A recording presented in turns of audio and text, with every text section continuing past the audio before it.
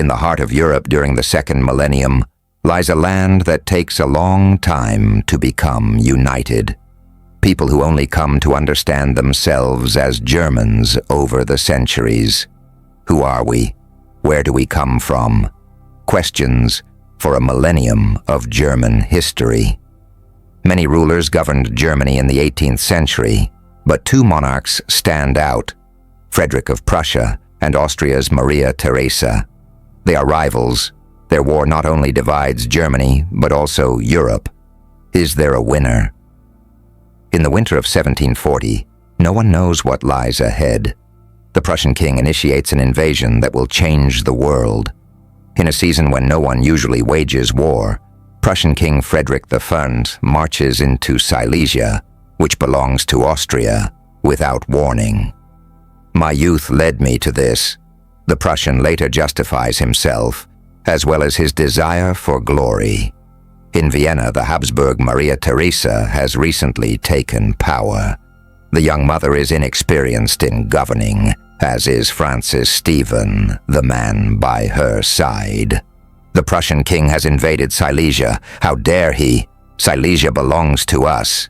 I will never accept this brazen robbery, declares Maria Theresa. It is about much more than just Silesia. It is about dominance over German soil. He wants to force us to submit, to grow at Austria's expense as the king desires. But he underestimates his opponent, who is determined to resist at any cost. This means a new war, a European war that Friedrich can no longer control. By this time tomorrow, we will have defeated the enemy, or we will meet again. A war that leads the rivals to the brink, and will not only change Germany. For 300 years, the Habsburgs have been the strongest power in the Holy Roman Empire of the German nation, very different from the Hohenzollern kings with their patchwork kingdom. Both powers have territories inside and outside the empire. Brandenburg Prussia is a rather barren land, deep forests, endless swamps, and sandy soils. About 2 million people live here when Friedrich is born in 1712. The childhood of the little prince is anything but fairy tale-like. Life at the Prussian court is Spartan. At the age of 3, Friedrich must submit to a strict regime, that of his father, who lives up to his reputation as a soldier king, even in the family, and tolerates no dissent. Friedrich is undisciplined, temperamental, and of bad behavior, particularly towards his son. The son is an aesthete with a preference for classical forms and French literature, but his domineering father believes that will not make a state.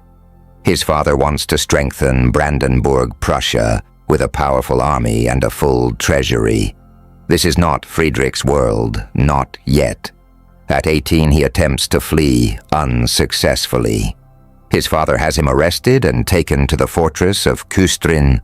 For the soldier king, his son's attempted escape is desertion, punishable by death. Will his father execute him? Instead, another must die. Hans Hermann von Katte, Friedrich's friend, is sentenced to death for knowing about the crown prince's escape plans. The pain inflicted by his father will haunt Friedrich for life. It is evident that he wanted to push him to the brink of personal catastrophe, even with Katte's execution, which the crown prince had to witness. This nearly killed him. News of the punishment reaches the court in Vienna.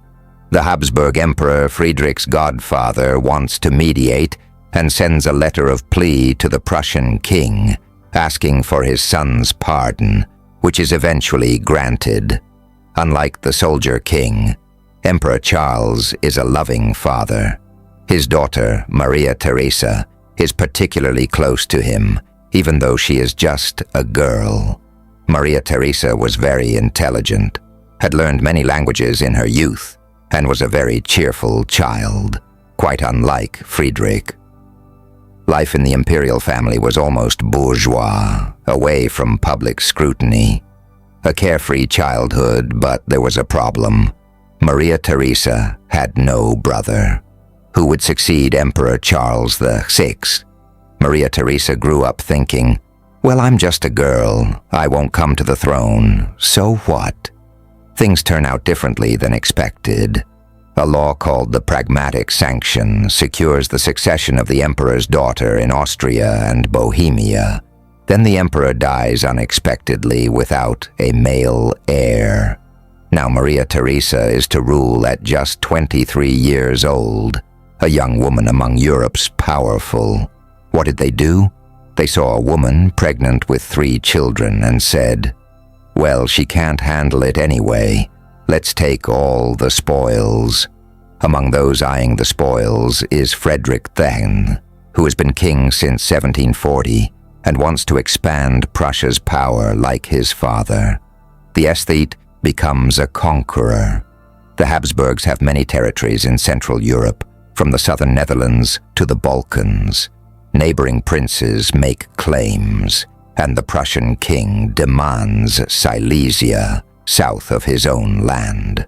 No one expects this invasion, justified with alleged inheritance claims.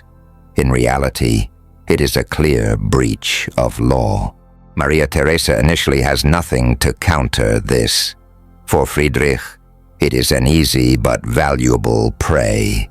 Silesia, with the Oder as its lifeline, is not only strategically important, but also a wealthy province with a flourishing economy. The city of Breslau with its university, the Leopoldina. What does losing it mean for the Habsburgs? Maria Theresa knows she cannot accept this brazen robbery by the evil man, as she calls him. But who can help her? She says, I have this duty, and I will do everything to fulfill it. She sees a way out in Hungary. From the Hungarians whose language she speaks, Maria Theresa seeks help, money, and troops. With her son in her arms, she hopes to win the hearts of the Hungarians. What will she say? Let's wait and see. Time presses. Abandoned by all, we entrust ourselves and our children to the ancient virtue of the Hungarians, their loyalty. Without hesitation, the sword must be taken up to repel our and the empire's enemies. The Hungarian nobility is spurred by honor. They do it and receive more rights in return. The help of the Hungarians was indeed a salvation, a real salvation. In this way, Maria Theresa gained new courage, seeing that there were troops loyal to her, ready to help. For 4 long years, Friedrich's troops battled against Maria Theresa's army. The military superiority of the Prussian army, with its drill, discipline, and absolute obedience, made them particularly efficient. However, the Austrians adapted, and the fortunes of war shifted from battle to battle. Friedrich excelled as a commander, something his rival could not match. The Prussian king sent her a message. Our children miss you. Friedrich's offer also involved her husband, Francis Stephen, who could become emperor of the Holy Roman Empire of the German nation if Maria Theresa would renounce Silesia in return. She refused. 5 years of suffering and destruction, all for nothing and more nothing, she said. You don't understand. If I don't make peace now, I will lose not only Silesia, but much more. I have to think about the future of our children. The imperial crown belongs to us and our son, Joseph. Her father was the emperor of the Holy Roman Empire of the German nation. This honor is denied to her because she is a woman. Now her husband must wear the crown, and she must arrange with Friedrich for it and get Silesia back later. The imperial crown is to be worn by the one who will ensure justice and peace in the empire. Francis Stephen receives it, but his wife is the secret empress. It was very typical for Maria Theresa that she did not accompany her husband, whom she truly loved, during his coronation. She did not kneel beside him. No, she left him alone, was among the spectators, cheered him, and was happy. But she clearly demonstrated, "I am not the emperor's wife. That does not interest me at all. I am the ruler." Friedrich also lets himself be celebrated on the path to greatness. Even in other parts of the empire, the king is celebrated as Frederick the Great. But the war has taken its toll on him and claimed many lives. Now he wants his capital to grow. He aims to complete what his ancestors started. On the Markischsand in Berlin, when he took office, 100,000 people lived there. Berlin is an immigrant city. Just 7,000 Huguenots, Protestant refugees from France, found a new home here. "Everyone should find their own way to salvation," says the king, who even talks about building a mosque. The city is open-minded. The Academy of Sciences, the first on German soil, is based in Berlin. Under the Prussian king, the city experiences a cultural and economic boom. Everywhere in the country, Friedrich establishes factories employing hundreds of people, including women. No one should be idle, and the monarch sometimes checks personally. Above all, the royal porcelain factory is close to his heart, guaranteeing significant profits. The white gold finds many admirers. KPM, a royal brand. Soon the big city becomes too turbulent for Friedrich. He wants to govern and philosophize undisturbed. On a vineyard near Potsdam, he builds a new palace according to his own plans, aptly named Sans Souci, meaning without worries. Here he wants to live far from the Berlin court ceremonies. Here the Prussian king composes and makes music, and he receives illustrious guests from many European countries. The French philosopher Voltaire, already world-famous in his lifetime and a gourmet, has much to do with the court suppliers and chefs, who must keep the demanding guest in good spirits. Friedrich wants him to stay at his court. The king hosts meals twice a day and has already awarded Voltaire honors.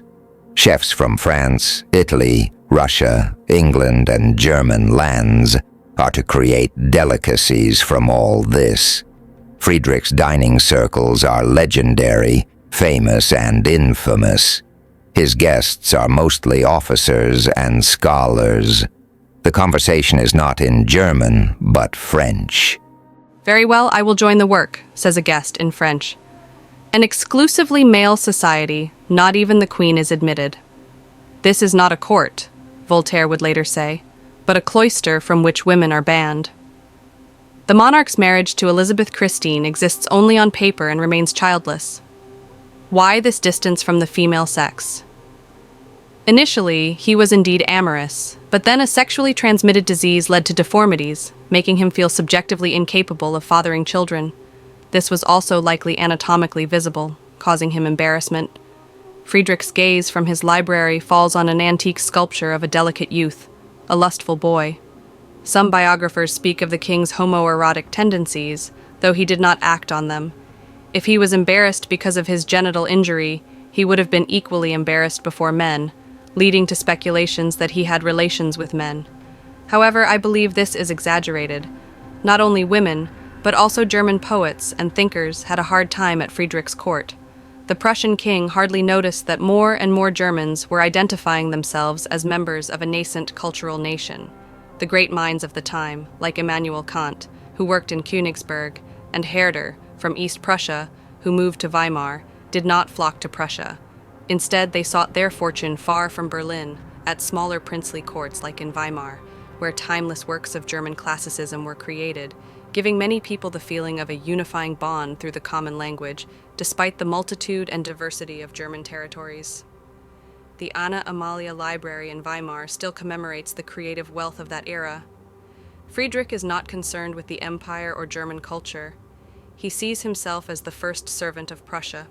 He travels from village to village. Almost 3/4 of his subjects live in the countryside. Friedrich serves against peasant serfdom, but in the rest of Prussia, everything remains the same. The king cannot and does not want to alienate the nobility, as they provide the Officers and peasants provide the soldiers, as there is no compulsory schooling yet. The king wants to at least direct the future recruits. Why aren't you in school? Your Majesty, there is no school in our village. Then you must go to the next village. You need to learn something useful, or do you want to herd sheep forever? I will become a soldier, Your Majesty. In which regiment will he serve? In the Barenburg regiment. Then he must learn a lot. The king's soldiers must be able to write and calculate, and also fight and die. Friedrich's opponent, Maria Theresa, remains active all these years. Because she finds the Hofburg too gloomy, she has Schönbrunn, the summer residence outside Vienna, expanded.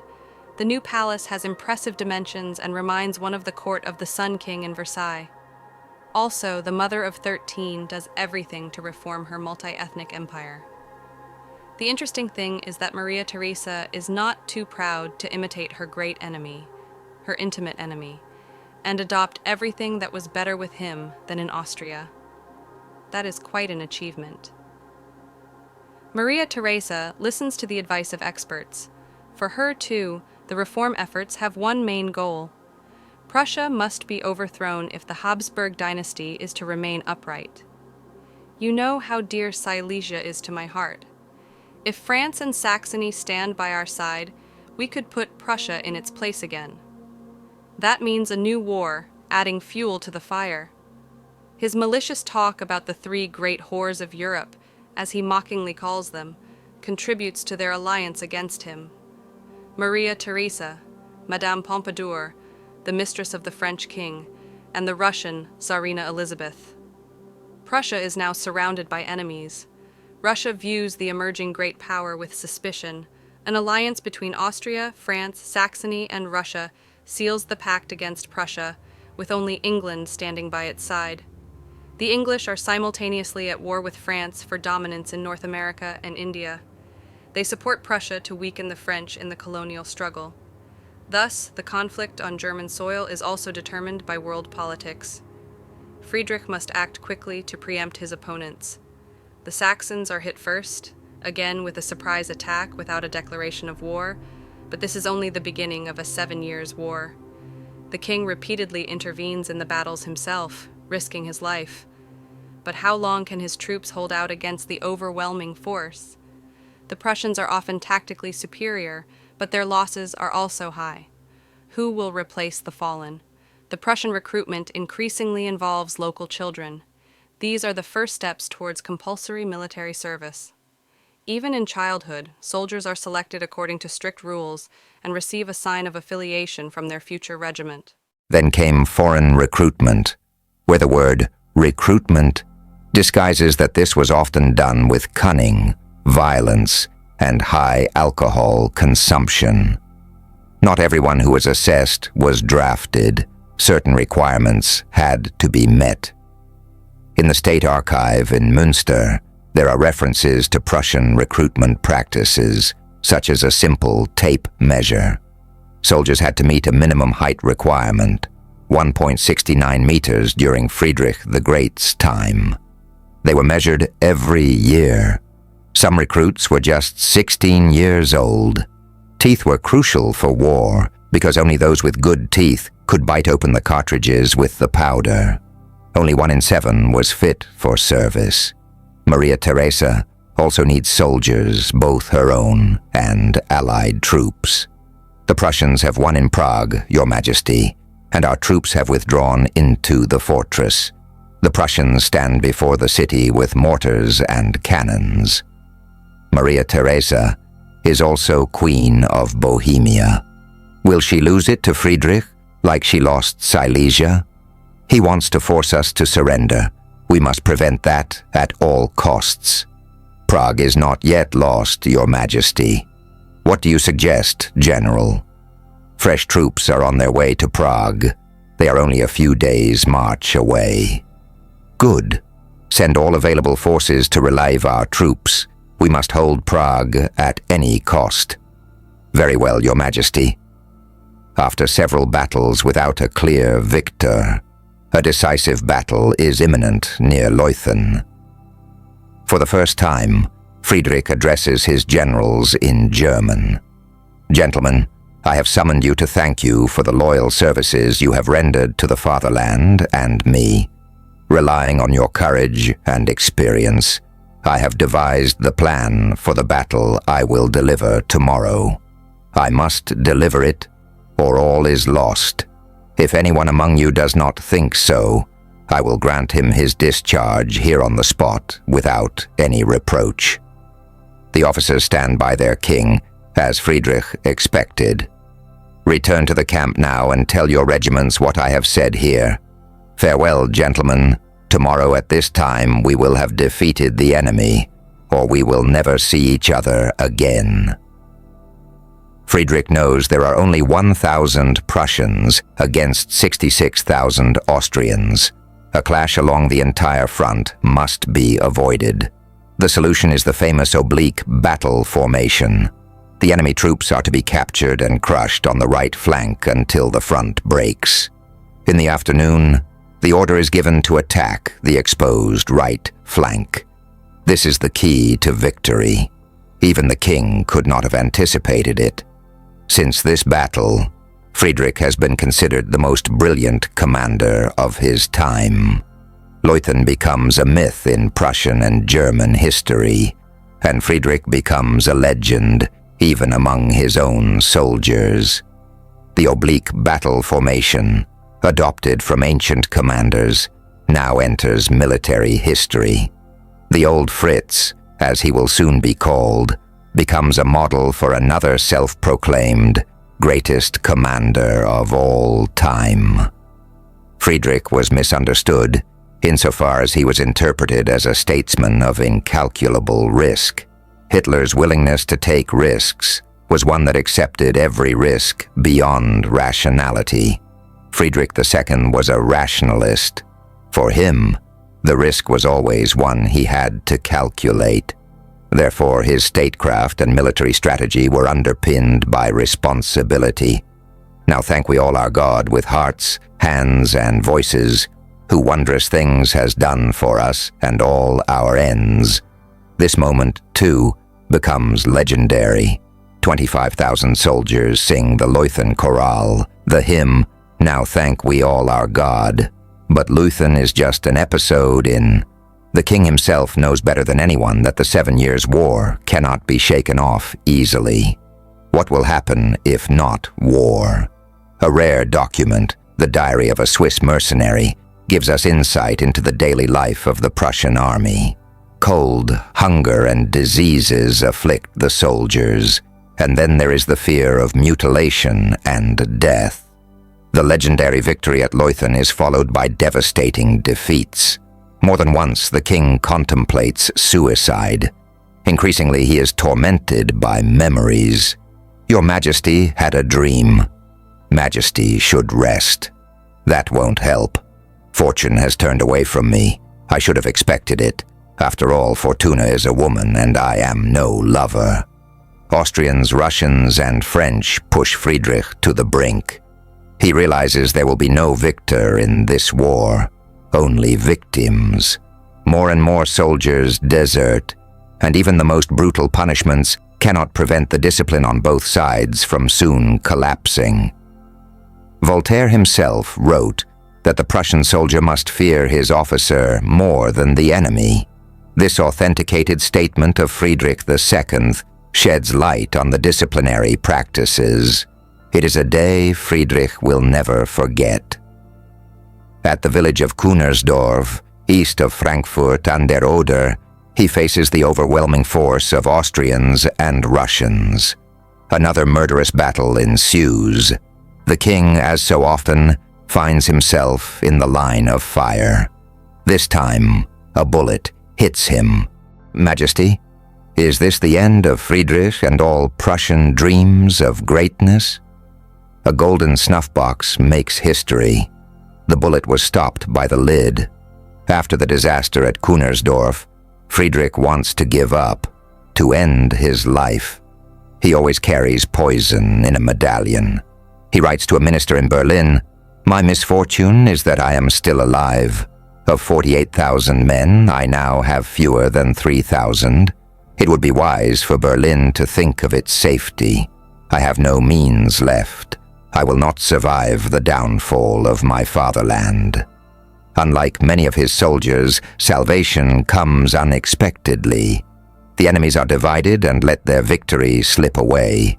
Finally, in St. Petersburg, Tsarina Elizabeth, who hated Friedrich, dies. Her successor, Peter III, is an ardent admirer of the Prussian king. It is the miraculous rescue, the miracle of the House of Brandenburg. Maria Theresa loses her most important ally. Russia makes peace with Prussia. England defeats France in North America and becomes the #1 naval and colonial power. It loses interest in the German theater of war, and France withdraws as well. In the end, Prussia benefits. The 7 Years' War was not yet a total war, which makes it so specific. But the real miracle lies in the fact that this state, far from being a great power, managed to hold its own against a European coalition for 7 years.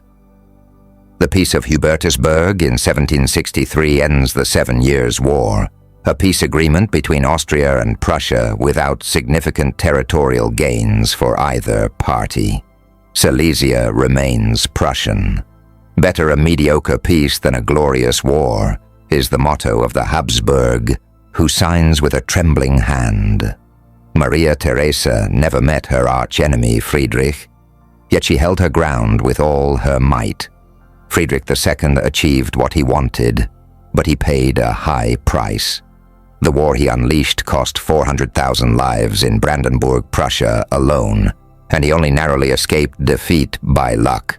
When Maria Theresa dies in 1780, Friedrich writes, "I made war with her, but I was never her enemy."